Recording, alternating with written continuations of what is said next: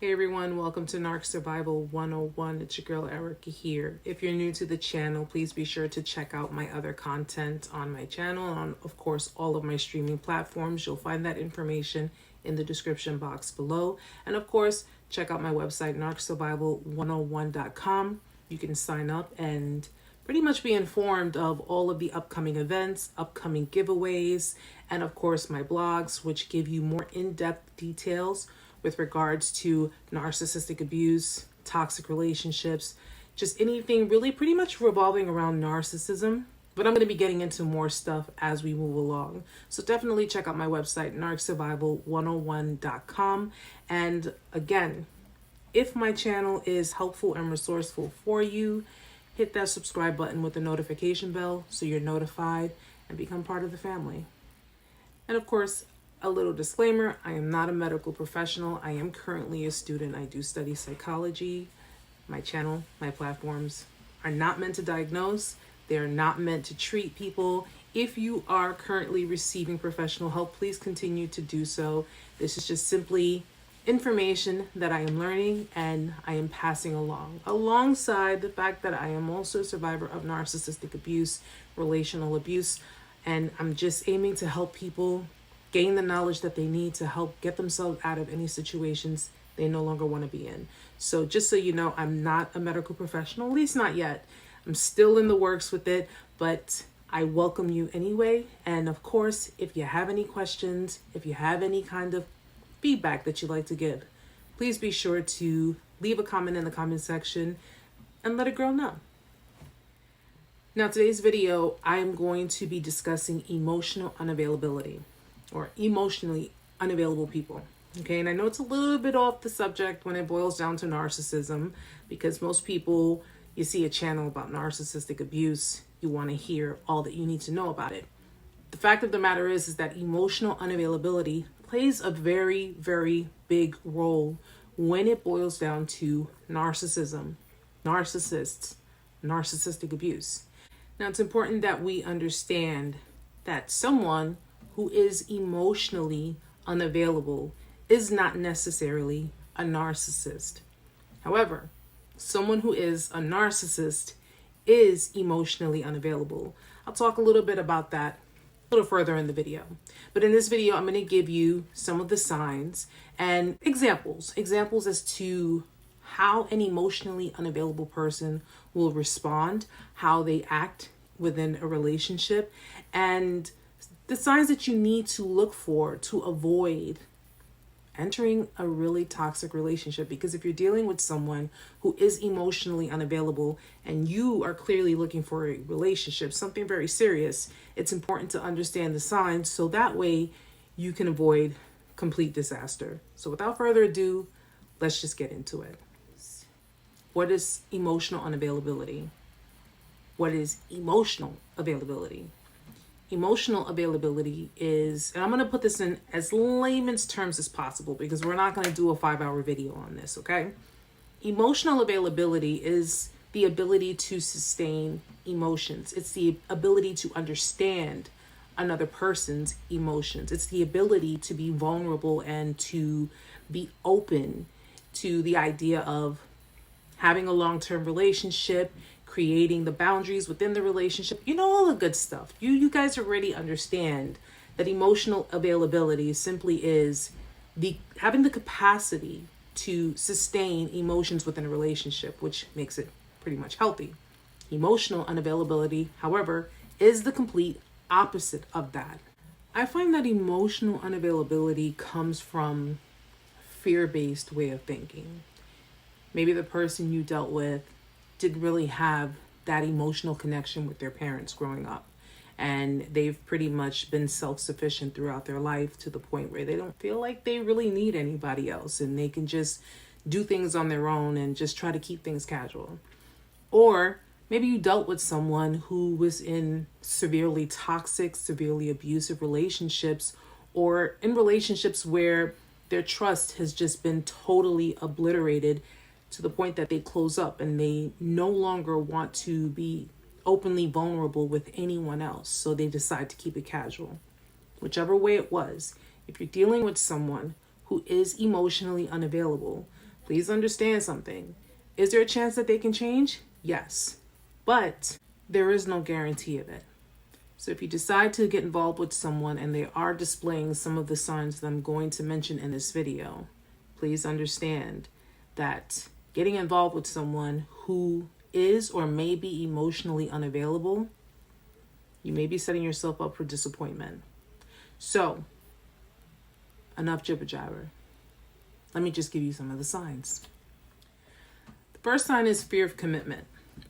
People who are emotionally unavailable fear getting serious with other people. They usually prefer to date casually because it means that they don't have to, nothing's etched in stone, let's put it that way. Someone who is emotionally unavailable may fear commitment for, it could be a number of reasons, but in most cases, we can pretty much boil it down to they either fear committing because they fear getting hurt, possibly from past experiences, or they've been so self-sufficient throughout their life that they really don't want to share. They don't want to give up their freedom. They don't want to give up their autonomy. Someone who's emotionally unavailable will probably put off labeling your relationships. Why do we have to put a label on things? Why can't we just go with the flow of things? They may not even try to get too serious to the point of taking it to the next step, moving in together, getting married. Oftentimes, someone who is emotionally unavailable in a relationship, if they see that things are getting a little too serious, they usually go into fight or flight mode and they end up really getting cold feet and possibly sabotage the relationship or even just end the relationship simply because it's getting too serious.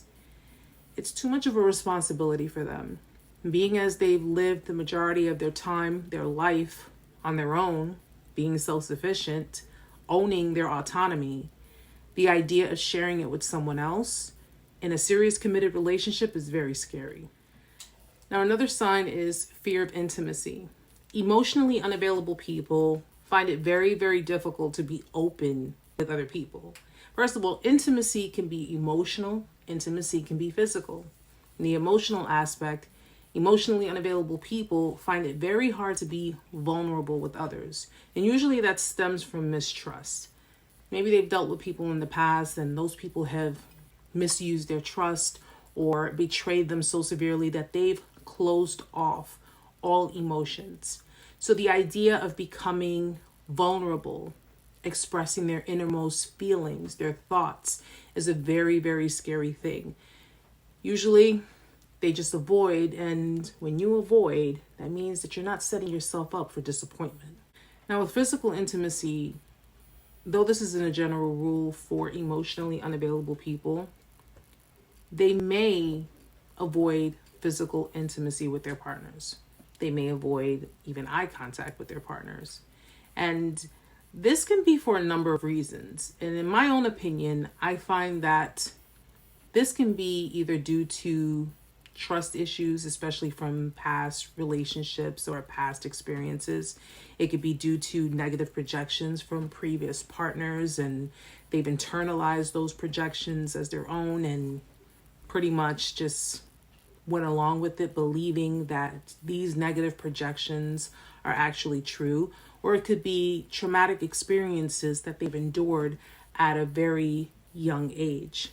And of course, if past traumas, past transgressions, past criticisms, insults, you name it, if those things affect them severely to the point where becoming physically intimate brings up old emotions, old painful emotions, it can make someone, especially someone who is emotionally unavailable, it can make them close up even more, therefore pushing them to avoid any form of intimacy.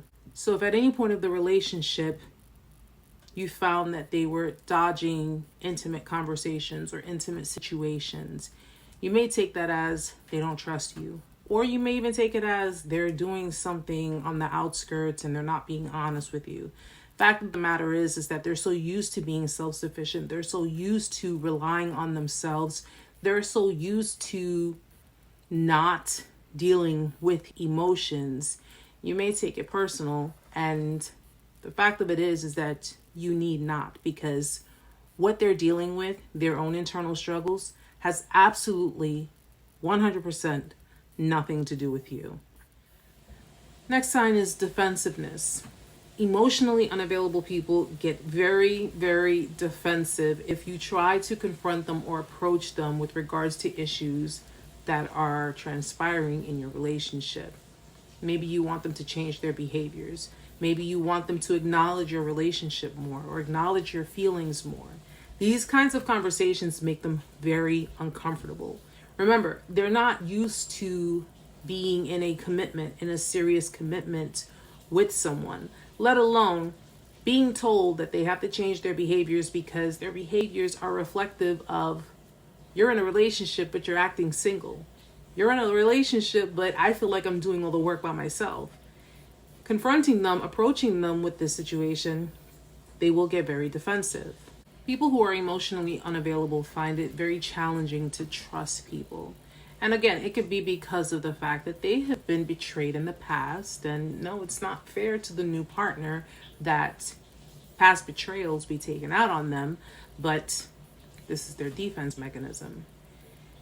They live with distrust because they feel that people will let them down regardless. People will disappoint them regardless. And they're better off just relying on themselves. So don't take this part personal, because at the end of the day, it doesn't really have anything to do with you. Bear in mind, anything that an emotionally unavailable person feels has absolutely nothing to do with you. Their challenges to trust others is what leads them to emotional detachment, emotional unavailability. In most cases, they end up avoiding, and if you notice, they usually have an indifferent type of personality to themselves.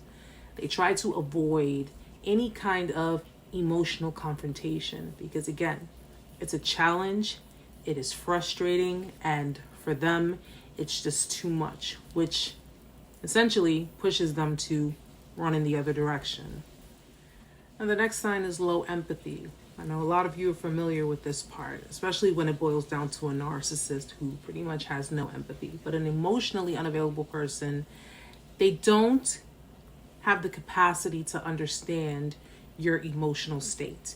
That's pretty much why, if you've ever dealt with an emotionally unavailable person, you're trying to get them to understand your point of view, get them to understand where you're coming from and how your feelings are hurt, but they don't really respond in the way that you would need them to.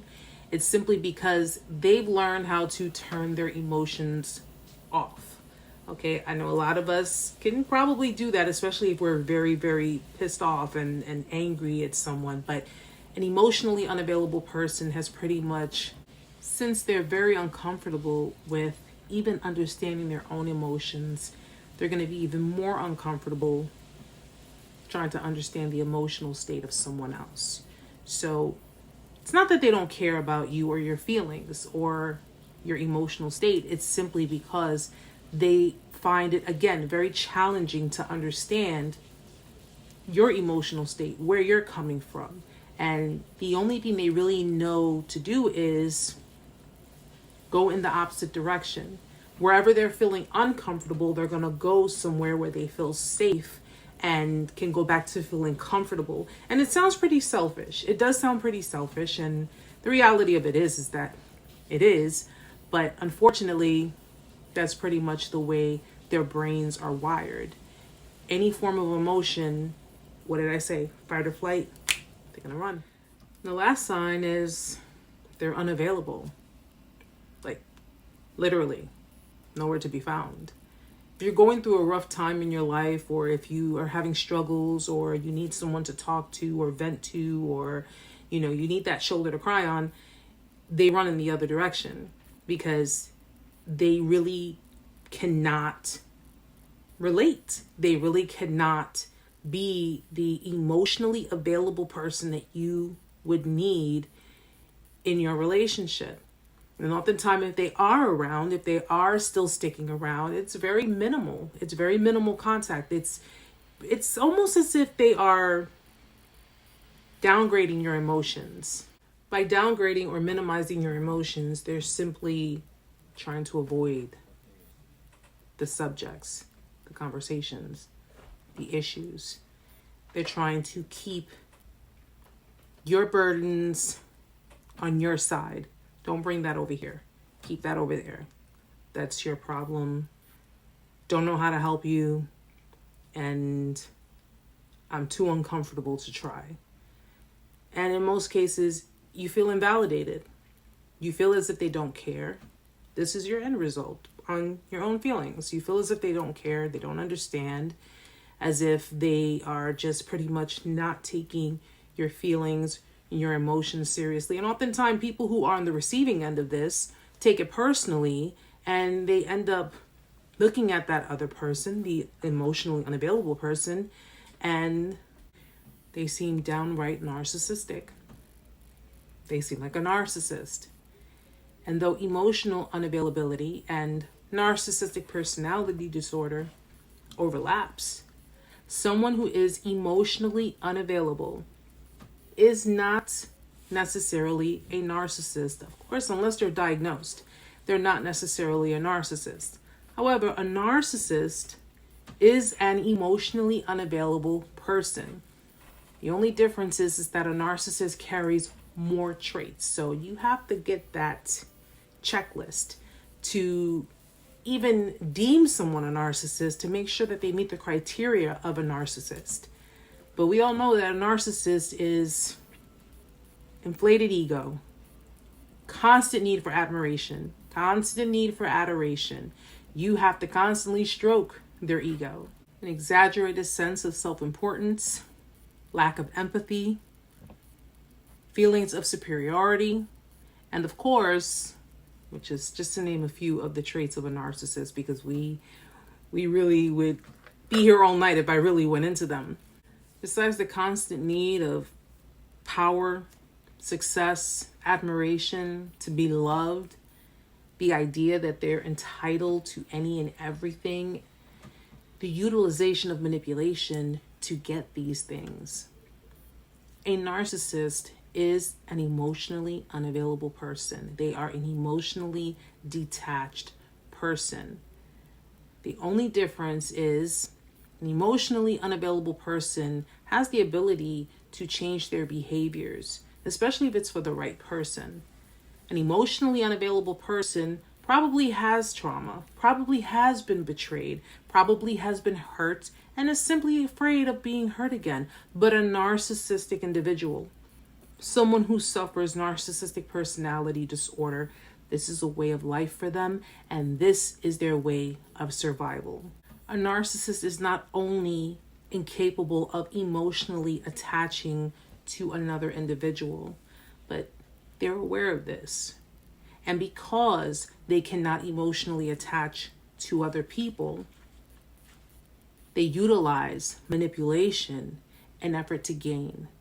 They utilize tactics in effort to gain. The main concept of it is to gain by any means necessary.